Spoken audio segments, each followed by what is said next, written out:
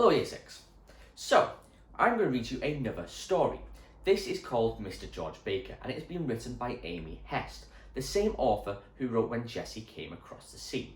Now, as I'm reading this, you will notice this is also a chronological story. Now, of course, we're looking a bit more reports and a bit more formal, but see if you can still pick out those time connectives, okay? And you can pick out the other features we have been discussing. So this is Mr George Baker by Amy Hest. Okay. See this man? This one here, sitting on the porch? That's Mr George Baker, and he's 100 years old. No kidding.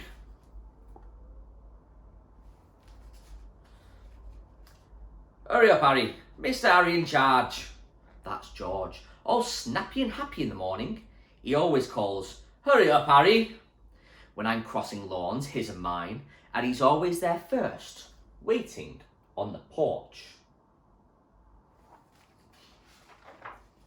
See his pants, all baggy, baggy, baggy. What holds them up? Suspenders. Brown baggy pants with 2 side pockets and 2 in back. There's candy in those pockets. Little chocolate candies in twisty silver wrappers. George pops one in his mouth, and I do too. We wait on the porch and chew.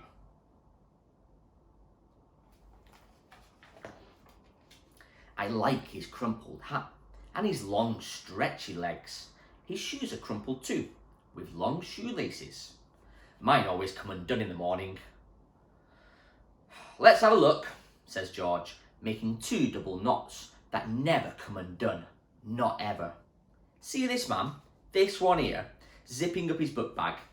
His book bag is red like mine, and there's a book inside. But George can't read. 100 years old, and he never learned how. That must be corrected, says George.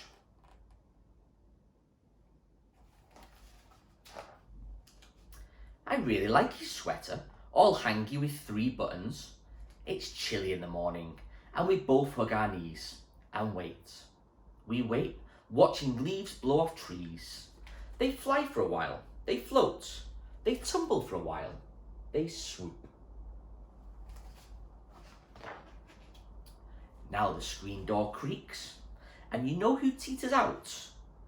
Mrs. Baker. And some people say she's 90. Oh, well, here you are, Harry. Look after my George. Mrs. Baker puts a sack on the step beside George, and there's lunch in the sack for later. For the man I love, says Mrs. Baker.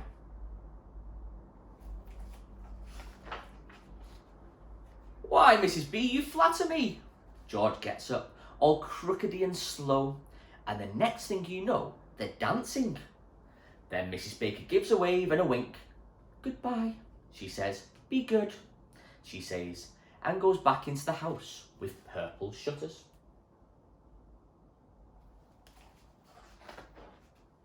George Baker and me. George Baker and I. We sit on the step and wait.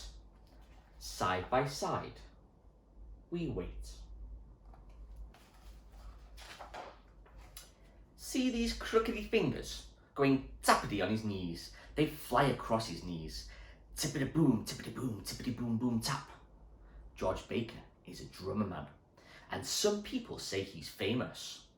Sometimes he drums on his porch at night, and the neighbours come by. Up the road and down the road, they come to hear my drummer man.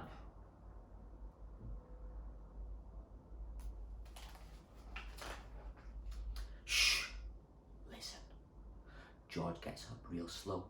I take his hand and he takes mine, and we shuffle down the walk to the big school bus. Morning, says the driver. We've been waiting, answers George. There are 22 kids on the bus, plus 4 grown-ups on the bus. They all want George.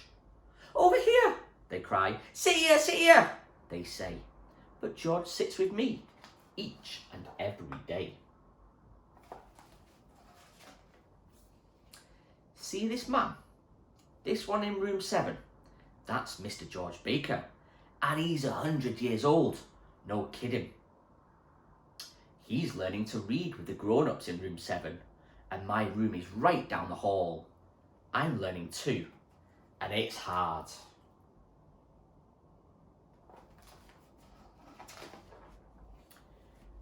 We can do it, says George after school. Our books are green and his lips sound out the letters. Real slow, but his fingers fly across on his knees like a big old drum. Tippity boom, tippity boom, tippity boom, boom, tap. The end. Okay then. So that was Mr. George Baker. Okay. And again, it was a story about someone who had emigrated to America a long, long time ago.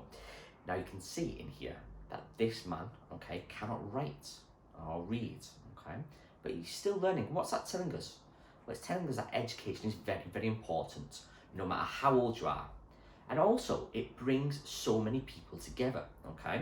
It's bringing together the young child, okay, the young boy, as well as the old man, because they understand how important learning is, okay? So again, it's another book by Amy Hest, okay? I hope you enjoyed it.